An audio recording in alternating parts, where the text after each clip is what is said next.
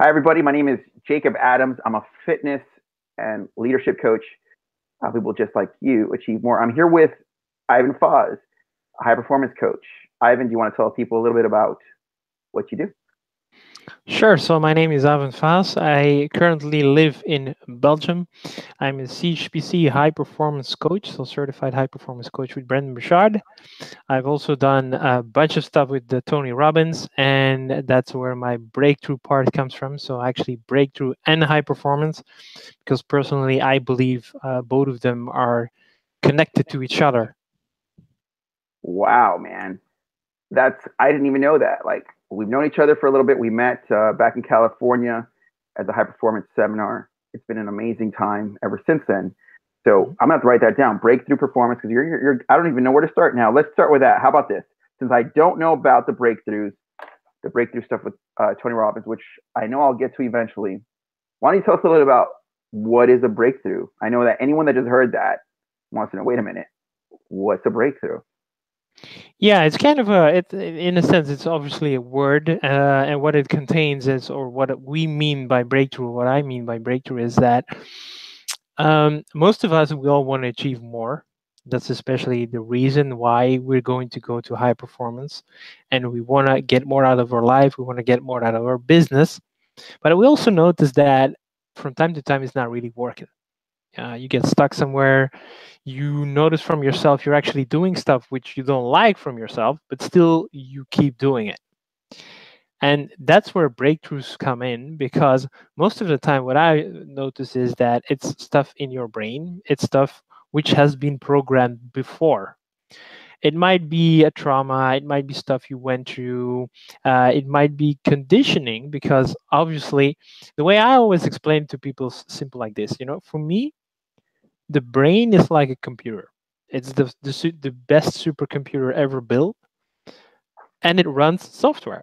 The software that's installed is actually being installed by the people you hang out with, the stuff you see on TV, your parents, your friends, and the stuff you had happen in your life. Those make impacts, and those impacts are like software programs that get installed. Make sense? It makes complete sense. So to recap what you just said, and then talking about the breakthrough, you did mention that this is something I've actually been studying quite a bit since 2014. Trauma, childhood wounds, the programming even of music, hypnosis tracks, television, propaganda, Absolutely. societal, Facebook, memes. It all. Our brain is consistently either choosing to make it value or not value, or it sort of can trigger certain things within us, and those triggers can lead to records coming out almost like a jukebox. The record comes out of the jukebox and starts playing that. Now that's my quick go-to explanation of playing a script, programming, etc. So I'm with you on that. And I think anyone that follows up to this point is either like being repulsed by that idea because it sounds like what we're fucking machines now. You know what I Yeah. mean? So it can be repulsive to some people, and I think that for me, and I don't know what it was for you. When did you decide to adopt the idea? Because look, the lights are on in this room. It's easy to prove, right? We don't have to debate that with anybody. Anyone from any IQ level, any education range will say, of course, the lights are on. But when did you adopt that the brain can be programmed, the mind can be programmed? Because that is not such an easy sell, right? If you tell the alcoholic, hey, look, that alcohol is driving you mad. It's ruining your problems, and that alcoholism, it comes from something that happened in your childhood and some stuff that you're not dealing with, and you're avoiding stuff, and you're programmed by the media and alcoholic companies. He may not be ready to accept that, right? So why have you, or what was the moment you accepted, Ivan, that we're programmed? Well, it basically came from starting to wanting to have more control of your own life. And that's where it all started for me. Like, okay, so I've always been fascinated why people do what they do, how they operate, and not only people. I've been fascinated with everything. So the first thing I started was an IT company, and the main reason was because I was fascinated. How does a computer work? And I took it apart. My first computer, I remember it to this day. The computer salesman, he made one vital mistake, or not a mistake because it actually helped. He said, like, you know what? If you break it, just return it. So the first month, I was there 4 times because I was at an age that I wasn't programmed yet with the fear of making a mistake. I was still pretty young. And at that time, because he gave me the voucher of, hey, you know what? It's okay to fuck up. If you do, just return and we'll help you. And that gave me the possibility to do these experiments on this computer and to find out how it works. That being said, it it makes perfect sense. You know, actually, when we're born, when we get on this planet, a baby, basically it knows only a few things to do.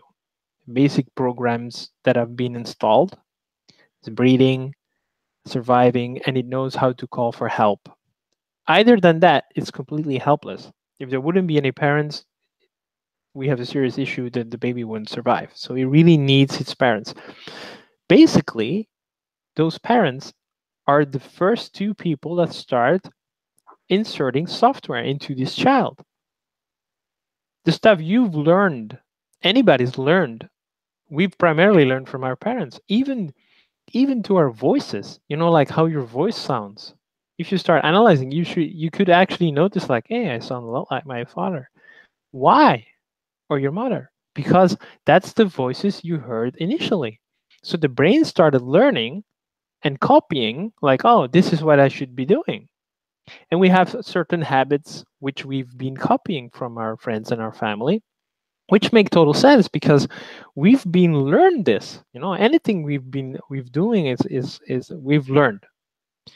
Now there's an interesting part, and that's where we get into habits in the subconscious part, is your brain wants it to be as simple as possible, which means if it can move it to the subconscious part, it will do so. And that's where repetition gets in. That's the reason why we can drive a car and get to a location without even remember like which road did I take, you know? Because the brain's done it so many times, it's become conditioned. And because of this conditioning, it's very easy for your brain to run these tracks, you know? I always see it like it's like a highway, and if you drive it deep enough, it's automatic. It's like it's an electron, it gets fired if you want to go on the biological side. And that's what we're doing with building habits. And that's why habit building is so important. I love it. I love it. You gave us plenty to delve into. I like to talk about like that's almost like doors that you open, and there are all these doors to go through. So you wanted to have control over your life, and so we're going to go into what you said here in a bit. But I like what you said, have control, because Mhm. that is something that I can resonate with. When I was a kid, I sort of saw some adults doing things, and I was like, do they have to do that? Like, do they have to be upset right now? Do they have to lose their temper? And why can't they just not do that? Right. And those are some of the things I can relate to that. So I told you a little bit about some of the key ideas that, we took about 5 minutes to prepare for this interview. I told you a little bit about what about your childhood? Like what, how can you connect for the people watching? Because to some people like you and me, we've already done the work and we see, okay, our childhood and where we're at today, it makes sense. We can see how it came to be. We've done the timeline. Sure. What about you, Ivan? What I don't know the answer to this. So what you're now a high performance coach, you're into breakthroughs, you wanted to have control over the outcome. You were told, hey, you know what? It's okay to fuck up. You kind of were talking about the computer and how that's a big one, and you were able to do experiments. But going into your childhood, how did you come to be this high performance coach that you are today? Okay, great question. Well, it actually took me quite a while to figure that out, how my own system was programmed and how I was using it both in good ways but also in negative ways. I'm going to give you an example later on, and that's going to rock your world because it blew me away when I figured that one out. It's like, oh shit, really? Like, nah. So basically, I don't know if you're familiar. Are the viewers familiar with the 6 human needs? I don't. I mean, I'm sure that many viewers won't be. Okay. Are you talking about shelter, food, and stuff like that? I think probably. No, it's not about those. Although they're slightly connected to it, but I'll give it to you briefly. So we have 6 human needs, and 4 of them are the needs of the individual, and those are needs. Okay, so it's not like, oh, it's wants or I would like. No, needs. Okay, so people need it. Now, what's very fascinating, very interesting, is that the behavior of people is totally run out of those needs, to fulfill those needs, to find a way to fulfill those needs. So, what are they? Number one is certainty. Certainty, we all need kind of an assurance. That's where also control falls under, or we want to know what's coming. We want to be certain. There you could say housing or food. We want to be certain we have a house or a place to live, because if we don't have this, people start to freak out, which makes total sense. So certainty is definitely one of the personal needs. Now we have another one, which is the exact opposite of certainty, which is uncertainty or variety. The reason we also want that one is because if we would be 100% certain of everything that's going on all the time, we would be totally bored. If I would be certain that I already know what you're going to say, it's like, why even talk to me? You know? So we need the variety to keep our system active, to keep ourselves engaged, because the brain gets bored pretty quickly. That's why we're also looking for other stuff to do, like, oh, I've seen that already, and you kind of tune out. That happens because you're looking for variety, you're looking for something new. Okay. Then the third one is significance. Significance is we all want to be important, we all want to matter, and we all want to be noticed. One of the biggest things, and it's also in the book of How to Win Friends and Influence People from Dale Carnegie. It's actually one of the first books I read on self-development. I recommend it totally for everyone. Is he mentioned, like, what is the main reason women leave a marriage? I would probably guess not feeling appreciated. Exactly. Not feeling appreciated, therefore not being significant, not mattering, and not feeling love and connection, which is the fourth one, which we'll get into in a second. So because they didn't feel the appreciation, and it kind of happens, you get into a relationship and you get used to each other, and you just don't do the work you're doing in the beginning. In the beginning, you always do more, especially us men. We want to be noticed, and we do a little bit more than we normally would do to attract a female, and to basically sell ourselves, because it's kind of like, okay, I'm attracted, and it's totally normal. It happens in the animal kingdom. The animals, the male animals, most of them, they have very special fur and all the kind of stuff, or like, notice me to attract a female. So it's basically we're changing our behavior a little bit to be our best self. Okay. So in a way, it's not sustainable if it's something you're like, if it's over the top, if you're doing it much more than they used to. So that's something that will backfire on you, and making the other person like, oh, I'm not feeling appreciated because he's not doing the same stuff as he used to before, and this kind of stuff, which will break down love and connection, and therefore at a certain point might break the relationship. So already mentioned, number 4 is love and connection. Again, something we need. I really have to hammer this down. It's a need. It's not something you want, you need it. We all need love, we all need connection. Yeah. Most people settle for connection if they can't find love, or they're unable to fully go into that. Okay. I won't go into that now. I'd like to take a moment to go into that one, only because it's such Okay. an. I know that my viewers really love understanding love. They Okay. love to. We as humans, if it's a need, like you said, it is a need. I agree 100%, and Hmm. it's been noted. I was going through Russell Brand's book Recovery, and he was talking about how people with addiction they have that addiction because it helps them feel connected. Yeah. Whether it's beer, whether it's codependency, meaning being in toxic relationships. That's why people stay in toxic relationships, because it's their connection. It's as bad as it makes them feel afterwards, as bad as it makes their self-esteem low. It's a connection. And so then my question would be, I agree with you. We need love. We need connection. So let's take a moment and go into love. What is love? Because I'll frame it a little bit to give you this what I think it is.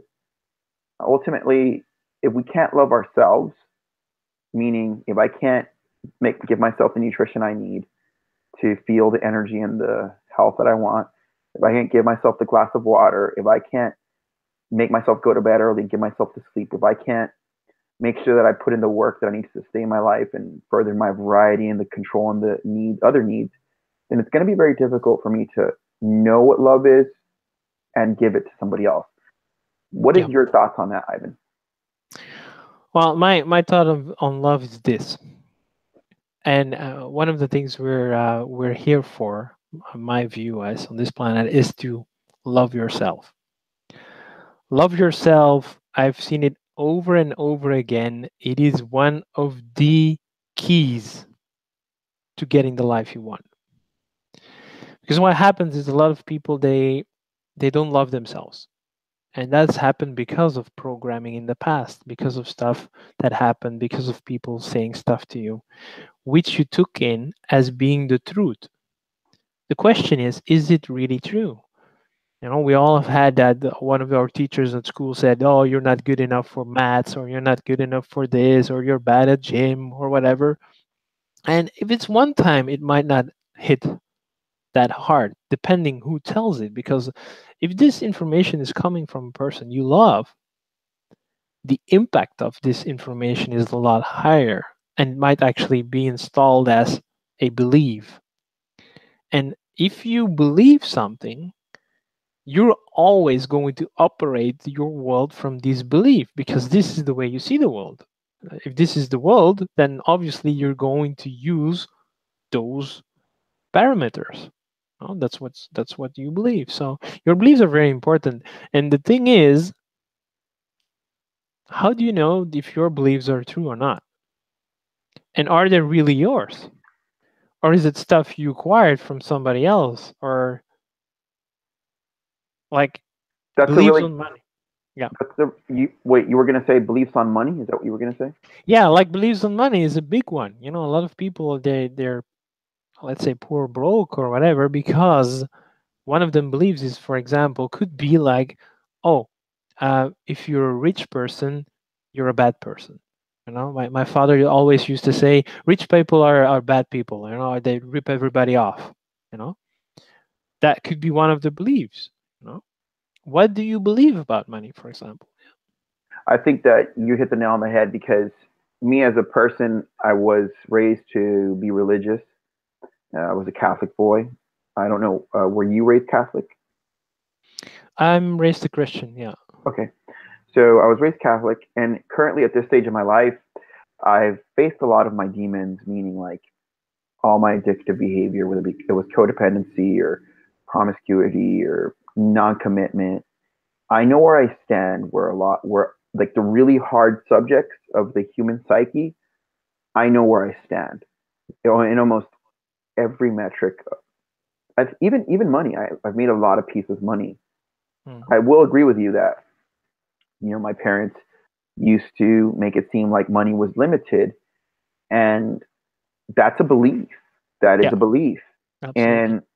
And it's like, well, I mean, do you want to believe that, or do you want to believe that it's abundant? I think the average person would say, well, I'd love to see that it's abundant, but it's like, well, until you believe it's there, you're not going to act like it. Like, I believe books are good, so I go read them. I believe that. So it's that money there's this belief system that does attract poverty. There's a belief system that does attract this almost lack of love and lack of health and lack of wealth. And do you have any tips for the viewers? Because what would be a good way for someone to get away from these money scripts? This is a tough one. This is worth a lot. If somebody could break through on the money scripts. Well, and I think that the belief about money also ties a lot in about the beliefs about yourself, and especially in what degree do you love yourself? Because money is energy, and money is something we're using. It's a form of, okay, the system's organized like this right now. Personally, I believe money is going to disappear someday. I don't know when, so I wouldn't throw it away just yet.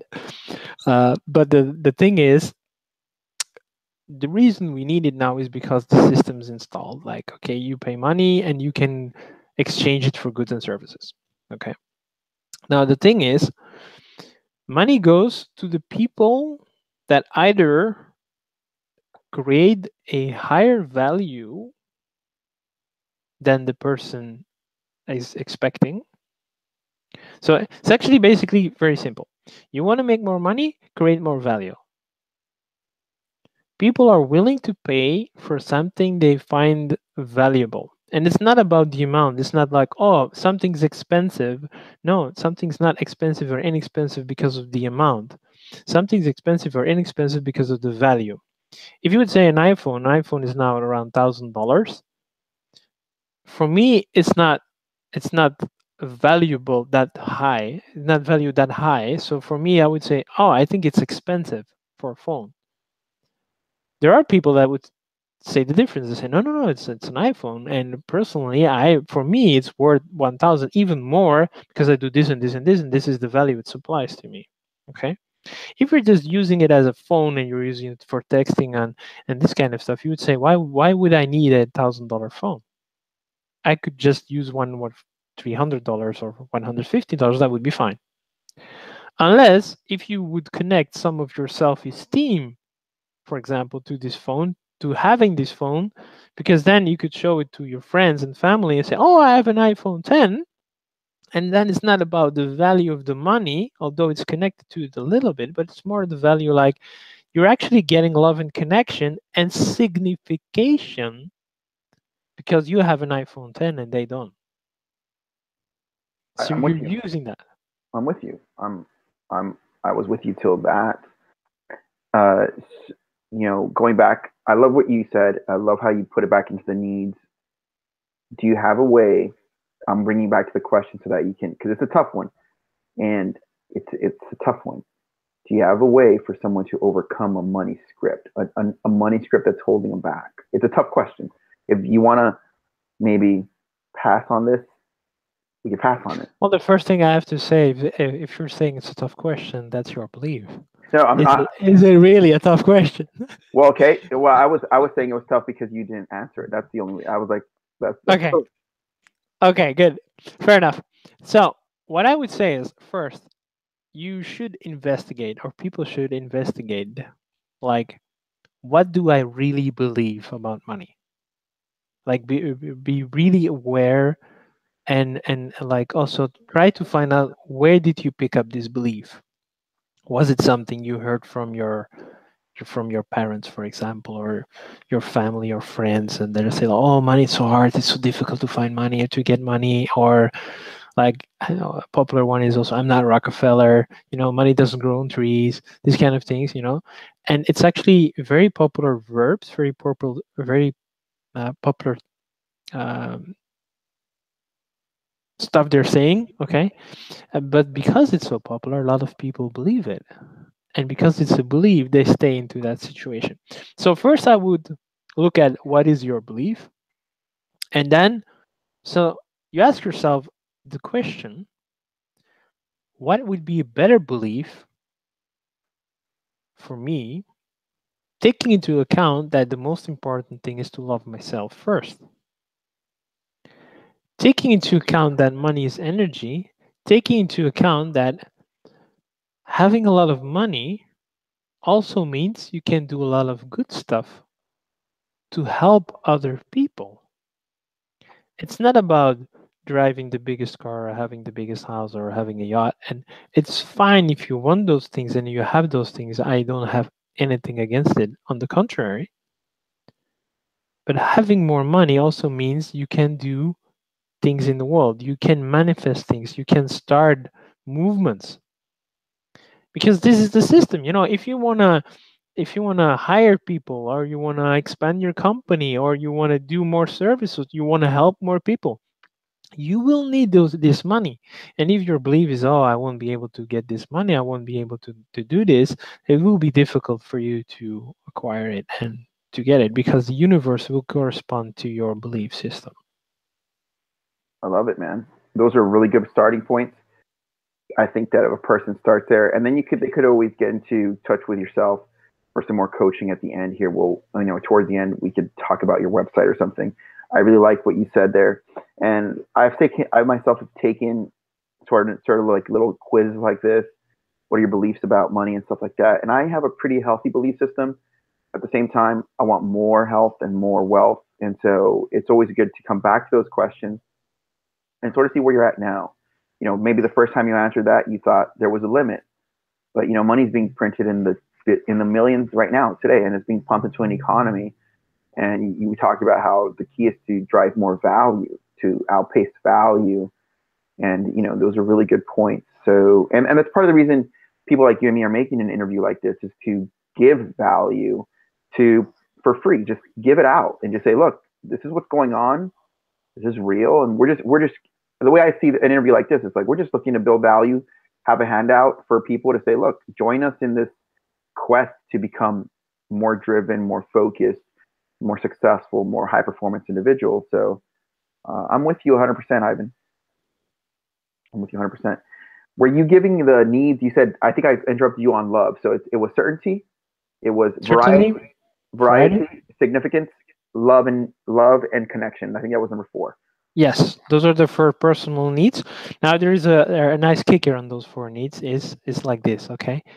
If you hit 3 of them in any behavior you have, it's an addiction.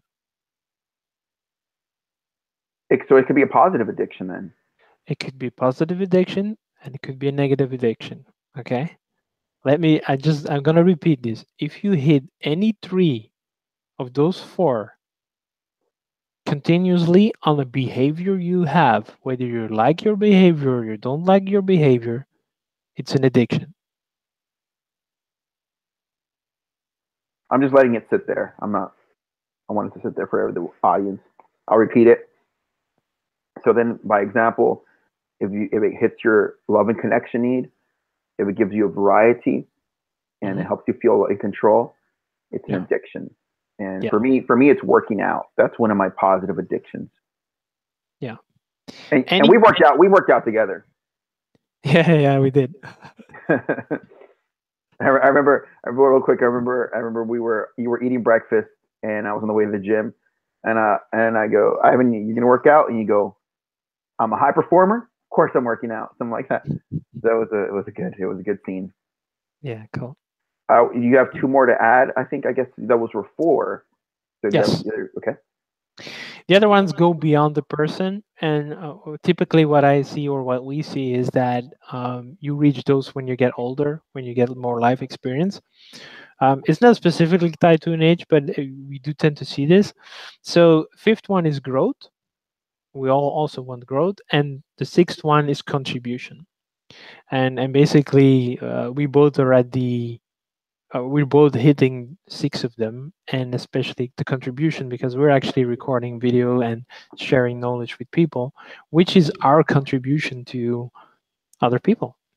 And when you hit this stage in life, that means you have, in a certain degree, evolved beyond the 4 personal private needs. Doesn't mean we don't have them, because we still have them, only we've transcended beyond the personal ones. Woo! Come on, man. That's fun. It's fun, dude. That's a little high, man. That's like, woo! Because okay. The way I relate to you is that after a certain amount of cycles, right? After enough relationships, after enough income, after enough books and degrees and certificates and the car and the house, and then after enough accolades and feeding the ego and getting rid of the ego, and after enough, you sort of like can sort of start seeing the game of it. You can start seeing, oh, that's the game right there. Exactly. And so that's how I agree with you. After a certain point, you just sort of say, "Look, guys, come on, let's all kind of get together here and work as a team because it's not really it's not all about the person in the mirror. It's not all about me or you. It's about where are we as a collective society. That's important because Mm. it how good would it feel if you had everything and very few had nothing? You probably wouldn't feel very good inside. It would not let you enjoy fully what you've acquired. I mean, obviously that's the reality where there are some people that don't have health, and you might have a lot of Mm. health and strength. So there is a little bit of reality. Well, that's just life. That's going to happen. But by the same token, you can't really feel wealthy until you're sharing and you want to give. And yeah, this video, yeah, with us contributing, and I'm sure that you, Ivan, I'm sure you. This is just the tip of the iceberg. I'm sure you want to give more and more and more. How do I give more value? How do I just Yeah, absolutely. pour out value? Right? Is that, or do you ever feel like that where you're like, oh, Absolutely. I'm at the point in my life that's the goal. To reach as many people as possible. My goal is actually to awaken people, to move them to a higher state of consciousness. And yes, it's with breakthroughs, and yes, it's with high performance because we all want to have more in life and have better businesses. But it's not only have better business; it's also have a better life, be a better person, and basically be the best you. You know what's possible for you if you went all out, if you had all the tools at your disposal, if you had somebody helping you, coaching you, training you on the side. You know that the reason athletes, pro athletes have coaches is because they want to be at their best.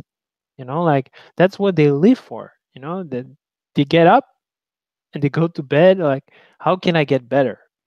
And we kind of take it for granted, like when it's a professional athlete, yeah, that's normal. But why not do it with everybody? Why live a mediocre life if you have the choice to step up and to get more out of your life? And most people do want more out of their life. They just don't know how to do it, or they tried so long and they didn't find the way, they gave up, or they're happy with their art. And if they're happy with where they are, that's fine. It's maybe it's not for everyone, but if you look at biologically, nature's programmed to evolve.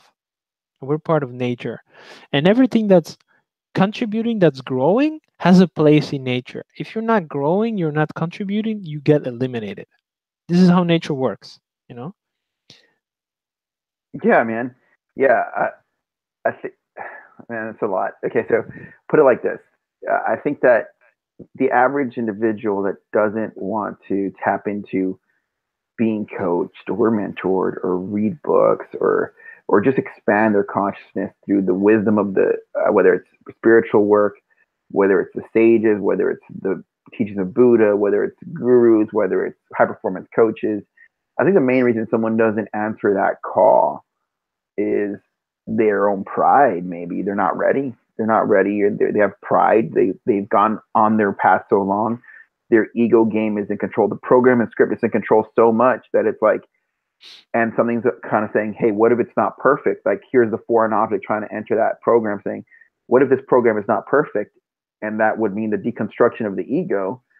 Mhm. And I think that some people would rather keep the devil they know. In other words, keep the script because it Yeah. helps them manage that world instead of opening up to like, okay, what if we have to destroy this? One of my mentors said it like this, and it's powerful. It's super powerful.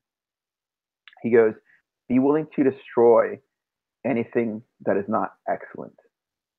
Be willing to destroy anything that is not excellent. And that's profound, man. If you take a step back and you like, it's like, shit. Does that make some sense? And so, in many ways, to get coaching may be a disruption of someone's comfort zone. It may be a disruption of their ego game. Does that make some sense, Ivan? Absolutely. Absolutely makes sense.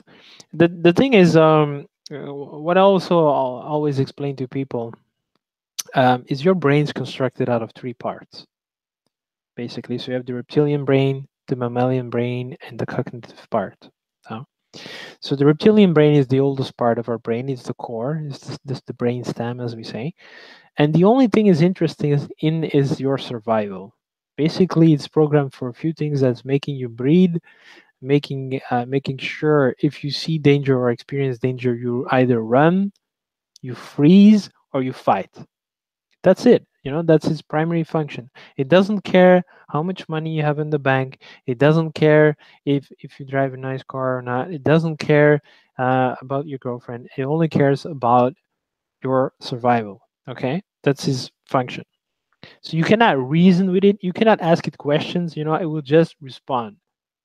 Then you have the mammalian brain, which is connected to your emotions, and that's basically running the show for a big part, because we are very emotional creatures. We get input from external, we translate it into what does that mean, that gives us a feeling, and that feeling that drives us in action.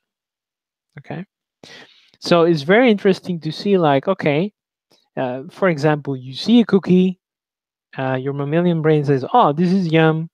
It sends a signal like, eat the cookie. Okay, so even your cognitive part wants something else. Your mammalian brain is actually at that point stronger because it's at the deeper level of your brain. Okay, and the funny part is your cognitive part and your reptilian part, they don't talk to each other directly because of this part between it. So you can reason in your cognitive level, but the reptilian brain doesn't understand reason. So that's why we get into issues. A nice example on that is, Addictions, you could say that's how addictions hardwire, right? You could say. yeah, the additions are hardwired, especially in the mammalian part, um, because they give you a certain feeling, and the mammalian part doesn't like to wait. The mammalian part is actually all about instant gratification. That's why we get into drinking something, eating something, because we know it's the shortest path to feeling different, to feeling better. That's why we take that cookie or drink that drink, which you shouldn't drink or whatever, because if I eat this or drink this, I'll feel better. And then later you get into this discussion with yourself. Oh, why did I take this cookie? I'm actually trying to lose weight, and you get into discussion. But the discussion is on a different level because it's in the cognitive part, which you reasoned yourself out to it. But your feeling, which is a lot stronger at that point, overrides your cognitive part. Let me give you an example, which is very interesting, as road rage. Okay, we've all been in a situation, you're just driving, like minding your own business, and then suddenly somebody cuts you off. What's most people's response? I think the average individual is going to say, what a fucking dirtbag, or what a jerk." Yeah, people respond in different degrees of frustration to anger, and some people You would want to know what even, I said? The funniest one I ever said was this. The funniest one I ever said was this. It was around Christmas time last year, in 2016, and someone cut us off, and I said we were in a group of friends, and I go, I'm sorry, I'm not able to give you the love your parents couldn't." Like it was because they were like honking, they were like cutting us off and honking at us, and like I was like, dude, yeah, I'm sorry, like it's, you want me to do? I can't give you that love. Like I'm just a guy on the street right now in the car. yeah. But to Does be that, able to do you see, that response, did you understand? You understood it, right? You understood that joke. yeah, yeah. What To do you be able think? to do that Go ahead. response, Yeah, go ahead. you really need to be aware of where you are and to catch the emotion. Because what happens is the person cutting somebody off, the reaction to that is so fast because it's coming from your reptilian brain. Your reptilian brain wants to make sure you survive and you're safe. It's its primary function. So being cut off for your reptilian part of your brain means potentially dying because you could end up in a car accident. Right, right. So your reptilian brain is like, shit, what's it? Okay, freeze, fight, or flight. So what's road rage is basically the fight response. And that's why you go into why people go into this angry response, and some of them even start chasing the other car and cut them off as well, and pull him out of the car and hit him in the face. It happens because it's the anger, it's the The hormones are taking reptilian. over. The hormones are now in the bloodstream. Yes, It's engaged the physiology. They're now in that yes, state. The state has brought up programs like records, like play this one, check out this record. survival, Yeah, but we got a good survival. record. We got a good record for the jukebox. Throw that in, pick up the volume, and let's roll, baby. Like, Yeah. Exactly. By biochemistry, what's happening is the brain's releasing adrenaline. It's increasing your heart rate. It's tensing your muscles. It's making sure you will be faster, stronger than you were, and that's what happening. And what also happens is, and that this is kind of very interesting, the brain cuts the connection with the cognitive part of your brain and the reptilian part. It just cuts it, so you don't think. Why? Because it's much faster. If you have to think about stuff, you might die. And it wants to make sure you survive. So it's just going on instinct, it's going on reptilian energy. And that's what's happening. But that's also the reason why after the incident, you'll be in the car and you're like, shit, why did I respond to that guy so harshly? Okay, yeah, he cut me off. But that's when the rest of your brain gets reconnected, like, and then the communication's going back and forth again. It's like, maybe I shouldn't have like cut him off too and hit him on the street, you know. usually when somebody cuts me off, and we'll change the subject here because we're getting too much into this. But like usually when someone cuts me off, I'll typically try to slow down so I don't hit them. No. Does that make sense? Like I'm just like, I don't want. I mean, you're already cutting me off, dude. I don't want you to hit my car, so why don't I just take my foot off the gas so you can finish what you started? Yeah. It's good. It's good. Not everybody will do that. Do you know what I mean? Like, it's that way, it's over. Like, that's done. Now I can continue with my agenda. Like, whereas if I let them in, I think this is what I think. I don't think it's just about the traffic. I don't think it's just about they need to go somewhere. I believe that some people cut people off because they want to upset a person. They have the intention, they're using their God given manifestive ability called intention, and that intention is to upset somebody. It isn't just about, oh, I need to go get something to eat. I'm hungry. I can't believe I'm just so hungry. I'm gonna cut someone off. I think that's the best call. No, I think some people cut people off because they're like, I want to be rude. I want to be rude right now. Okay. What do you think? Is that possible? Yes, and let's tie it into the personal the personal needs again. Yes. Okay. Go ahead. It's an ideal, like, for example, you have a person committing a crime. Okay, let's do this. You're just walking. You're walking outside and you enter an alley and there's a guy and he comes up to you and he puts a gun between your ribs. Sure. What's happening? Okay. My life's being threatened. Yeah. Okay. What's happening for this person is this. He's meeting certainty because he's certain something's going to happen. He's meeting variety because he doesn't know what's going to happen exactly. You might fight back, you might not fight back. Well, we'll see. He's meeting signification because it's instantly significant. If that you will only have eyes for this person at that time. Like he's putting a gun between your ribs, like he's like the most important person ever at that point. Correct. He's already meeting 3 of the 4. Fourth one, connection. It's not love, but it definitely, it especially has a connection to you because, again, there's something going on there.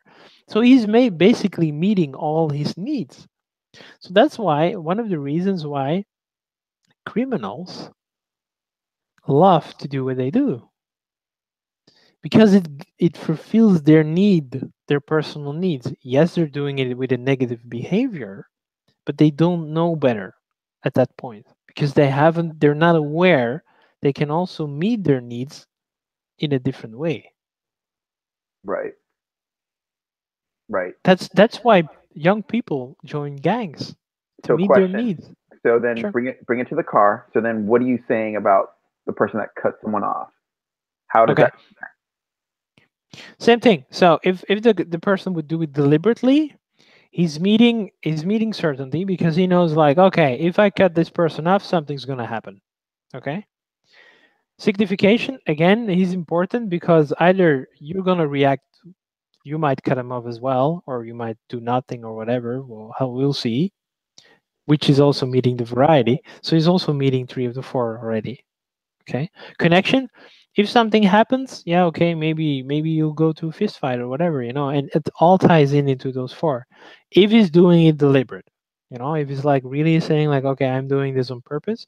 Some people do it and they don't know they're getting this reward from it. This is the part that I think people need to get to. When you're cut off, when you, Ivan, are cut off, or me, I'm cut off, or friends of ours are cut off, we must see the 5th and 6th needs that they're also helping us.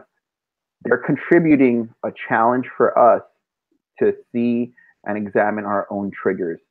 Yes. They're letting us see, can you, who is a high performance coach, me, I'm a coach, fitness and leadership, what does this trigger within you? What scripts come up within you? Mm-hmm. And what does that allow you to see about yourself?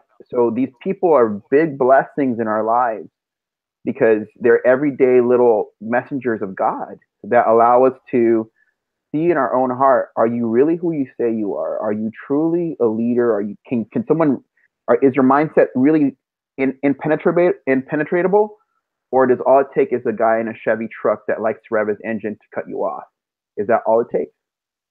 Yeah. Yeah. Yeah, fully agree. I agree. Yeah. It's fun. It's fun. It's fun, huh? The thing is that at the end of the day, the most important thing is awareness. And you being able to catch yourself, like, oh, he cut me off, so he must have didn't have enough love or whatever. you know it's you being aware. You're bad, bro. You're bad. It's like you being aware that he's trying to do something to push your buttons, and you're catching it and saying like, oh, I'm gonna be the bigger man here and just pull out. You're bad, Ivan. You're bad. What?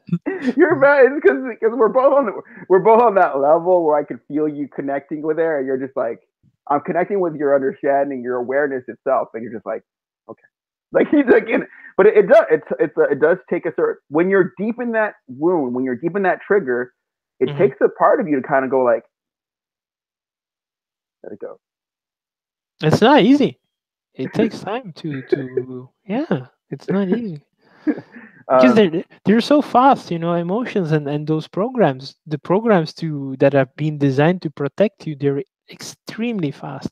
So being able to catch them and noticing like, oh, impulse, okay, oh, Yeah, that's the key. You got to catch it. You got to catch it. Like in internal criticism, an internal wound, an internal fight or flight moment, an internal, am I good enough? Am I an internal attack within yourself are probably the most difficult because they're within your own mind. Yes. Yeah. And so to be like, oh shit, there's been a script playing for the last 7 days. I've been in a script and I've been in a funk, but it could be like a quiet little, almost like a metaphor. Like it's like a quiet flute playing, putting you in a certain mood, and you didn't even know it, but you were hearing the thoughts.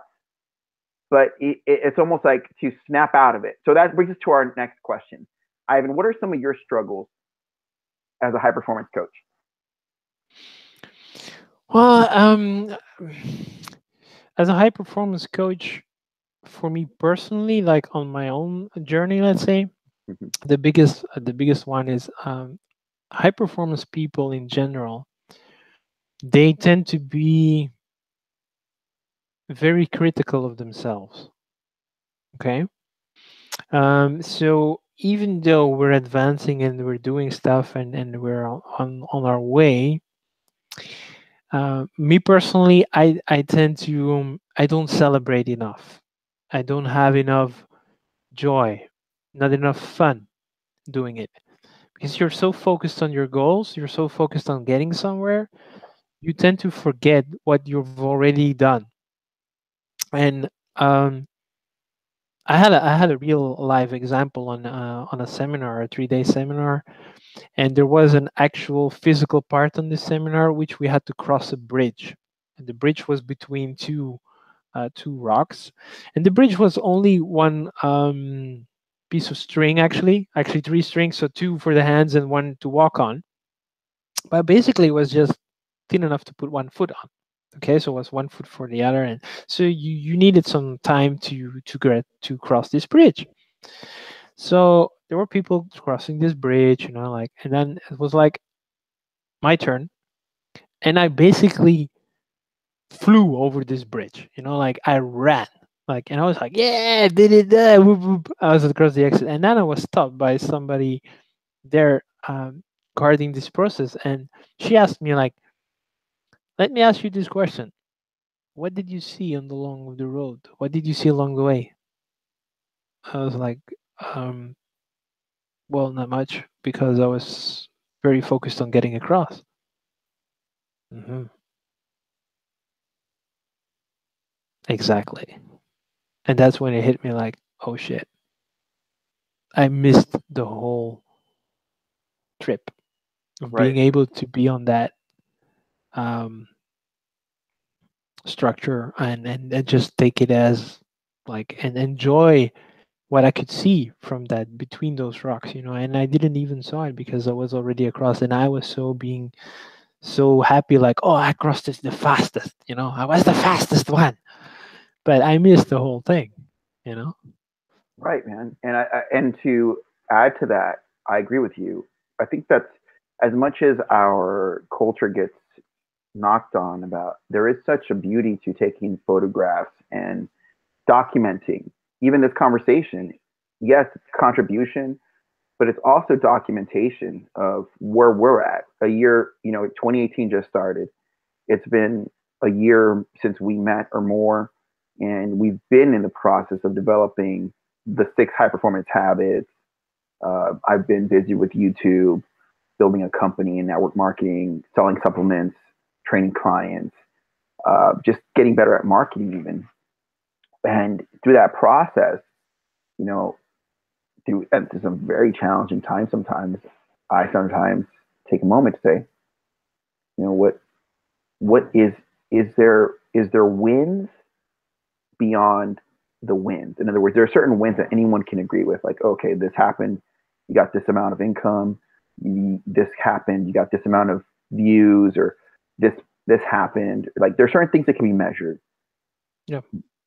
but there's certain things that only you can measure. There's certain things that only you know and only mean the world to you. And if that's improving, then, I mean, who can tell you you're losing, right? So the most important thing is to have that champion mindset and to win the day. Like this video here, you talked about certainty at the beginning, how that's a need. I could have a 9 to 5 job, or I could stay self-employed and continue this process of creating videos and selling supplement. Like, in other words, I'm in this journey where certainty is sometimes here and sometimes it's here, and the certainty fluctuates. Yeah. What it's allowed for me to do is consistently challenge myself and say, okay, well, what do you have to sacrifice?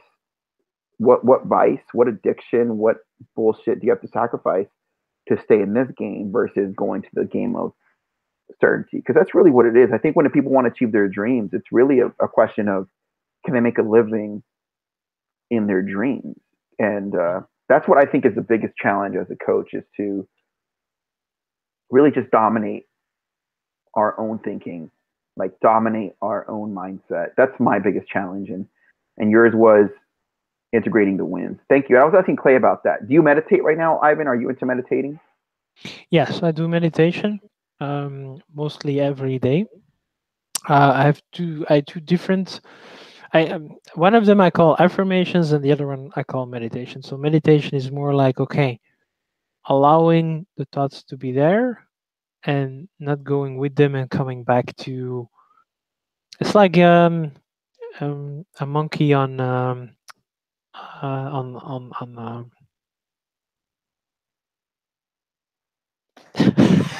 You said And then he, allowing the thoughts to be there. That's what you were saying. yes, allowing the thoughts to be there, and it's surprisingly interesting because your mind's always racing, and oh, I should be doing this. Oh, I could be doing this. What? Oh, I should be calling this, and then no, relax, and the best ways I've found to get there is concentrate on your breathing and focus on your body. Like what do I feel? What's going on? And those thoughts will come up, and they will, and that's fine. And then you can just say relax. What do you Relax. feel right now? What's in your body right now? I asked Clay the same question, by the way. What do you feel right now? Well, I have a slight tension on my shoulders here, in the back here. Hmm. Um, Probably because I'm a bit hinged over for the camera. Okay, okay. And yeah, that's the physical sensation, the biggest physical sensation I have right now. Yeah. And Right. now, while you're asking this question, I also feel I'm actually getting more relaxed. It's kind of interesting. That's awesome, man. Consciousness in the body. That's a big, there's a lot of mindfulness coming into the body consciousness. Like, in other words, being conscious of the body. And I think a lot of people I think the industry, the corporations, like life, they don't really want to talk about that yet because I think profits a lot of times are driven by action.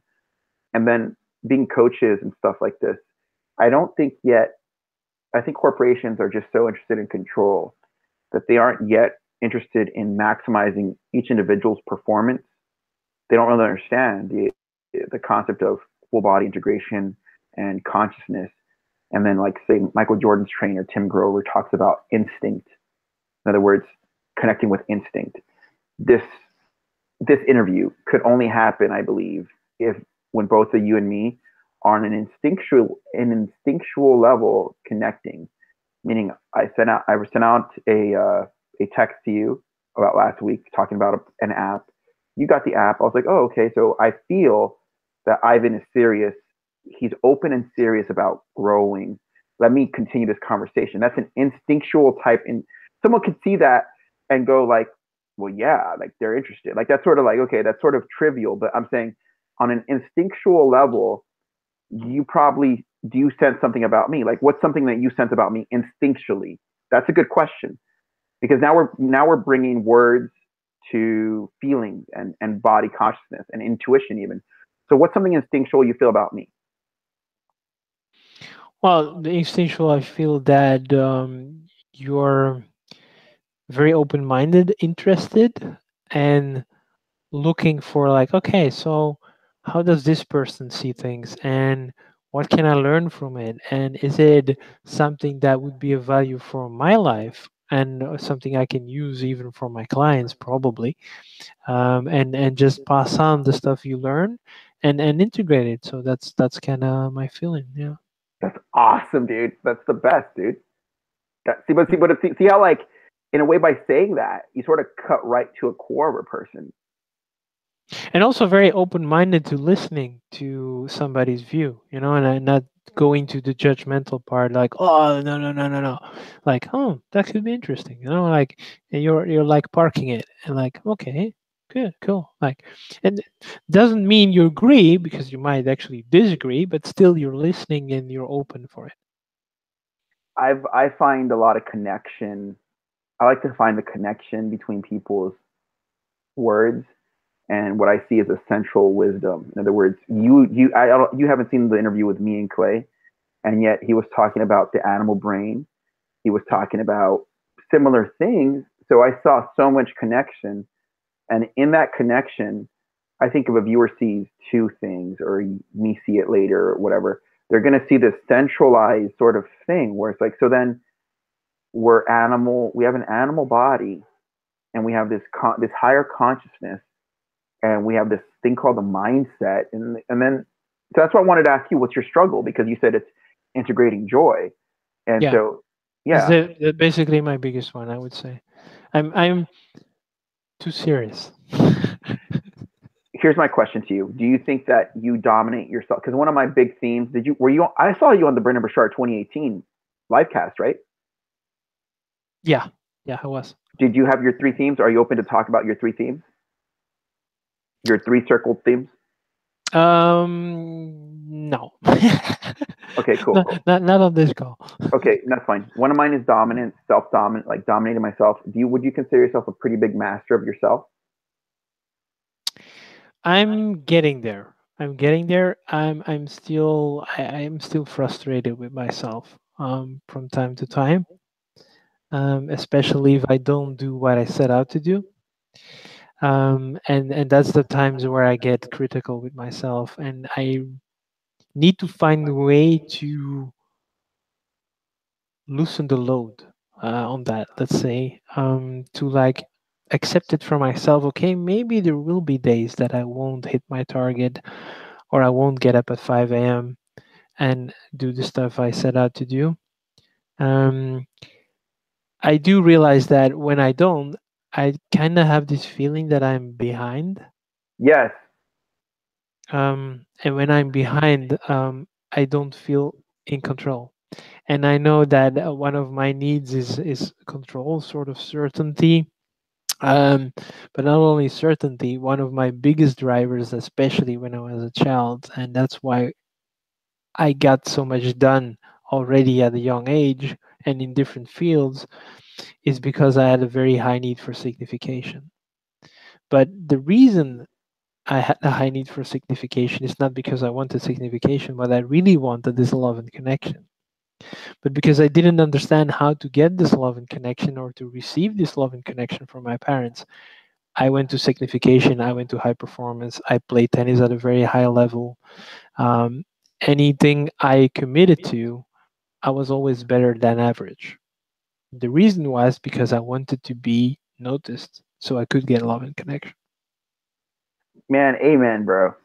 Amen. I love that you were just vulnerable there, and that's freaking the truth. And I think that a lot of men, that's not just you. I think a lot of men will work with that emotion, that load of like, be better. If you're not better, you're not worthy of love. You're not worthy of, leading. You're not worthy of the woman of your dreams. And so that's one of our biggest things, that cross of being a man. That I don't think, and to be brutally honest, to be 100% brutally honest, I don't know if that's ever going to go away, because the society and the economy needs to be driven. I'm just saying there's a correlation between production and that self-esteem. And I mean, you tell me, do you think it'll ever go away? Well, not in our lifetime. So, That was awesome, man. That was awesome. Ivan, before we let you go, you have a book coming out. It's called "Are You Really Rich?" Tell us a little bit about it. What are the key themes? What are the key ideas there? okay, so I'm gonna give you guys a very very small sneak preview. So just a potential cover. It's not the definite cover yet. What does it say? I can't see the bottom. It Okay. says, Yeah, I got it. I see. "What's next when you think you have it all?" So my goal for this book is basically I'm targeting people that are in the rat race, that believe they need to acquire a lot of stuff to be happy, or to be accepted, to be significant into this world.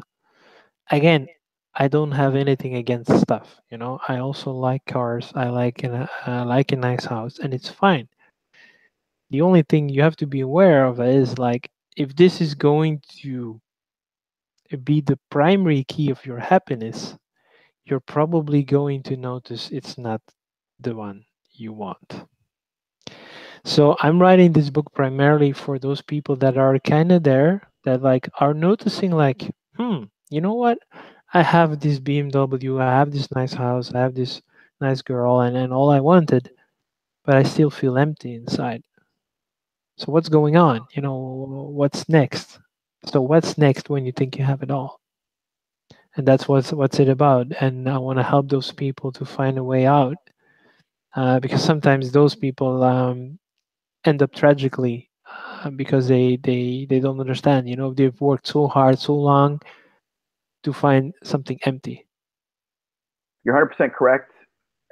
Believe it or not, it was Carl Jung, the Jung Society, or psychologists know that people experience a depression before and or like around 35 years old or around 30, 32, because their patterns, everything we've been talking about, the game they set up, whether it's the car, whether it's the status, whether it's the likes on Instagram, whatever it is, whatever Yeah. validation is feeding you originally, after a certain point, it stops feeding you. But if Mhm. you put so much of your chips, so much of your emphasis on that, and it's no longer giving you the hit of Yeah. fulfillment and joy that you Yeah. need, that you were talking about, that you need, NEED, it's like, what the fuck do you do now? Yeah. So I've been there, my friend, and that's when I got into meditation Mm. and my spiritual walk. But I was there. I had the money in the bank, had the girl, had the body I wanted, and I remember feeling like, is this Is it? this it? Yeah, yeah. Is this what they were talking about? Because I'm not feeling it. I didn't feel like, you know what was missing? Like a connection, like some sort of deeper connection, a deeper, like there was more within me that I wasn't really releasing. I felt like it was a game set up, that I was playing a game, but I wasn't. My heart wasn't fully in it. Does that make some sense? Absolutely. Absolutely. And it always makes me think about a sad loss, um, which our planet suffered, in the form of Robbie Williams. It's a guy, I would say pretty much everybody loved him, and everybody from the outside would say this guy has it made. He has all these people loving him. It's making these awesome movies, doing theater, all the money in the bank he needs, loving wife, children, everything. Everything's like, oh, the perfect life. And then he hangs himself. That's like shit. Yeah, it's like seeing one of your heroes take. It's like it's seeing a hero just end tragically. It's a terrible ending. Yeah, Reason being, him not finding the way out. And if you're at the stage like you've done all those, you've put all the chips in, like you mentioned, all your chips are there, and you still didn't find fulfillment. yeah, Yeah, yeah. I think we're on the same wavelength, my friend, and I can't wait to read your book. I'd love to maybe even just maybe have an audible version or whatever. I think whatever. I think it's gonna be great. I look forward to. I know you said you were gonna make some YouTube videos coming soon. You mentioned that maybe whenever that's coming, please let us know. Is there any website you want the audience to go to? Maybe get a free download, a free movie, or something like that. sure. There is some stuff online. It's not that much yet. I'm working on it. 2018 is gonna be two things for me. It's gonna be events. So organizing event, doing events, and also putting out content. There is already a free ebook available at www.transformwithin.com. You can just put in your email and your name, and you get the free copy. It's absolutely free. It's about habits. Obviously, you can reach out to me, Ivan at transformwithin.com, or follow my Facebook page, Instagram. You'll all find them on the website. The links are on top. And basically, that's it. Man, it's been awesome. Thank you so much for what you shared to us about needs today. A little bit about the reptilian brain and your story of how you came to be a high performance coach and even your own struggles. I think it's going to be a lot of value to our audience. It's like I told even when I interviewed with Clay. I said, look, there's so much here. If someone chooses, there's so many doors. We have like a hallway of probably like 30 to 50 doors. If someone just walks through one of them, whether it's habits, the programming of the mind, the reptilian brain, depression, fulfillment, are you really rich? Your website, the download, the habits. There's so many doors to walk through. If someone just walks through one of them, I'm sure they can go to the next, the next, the next.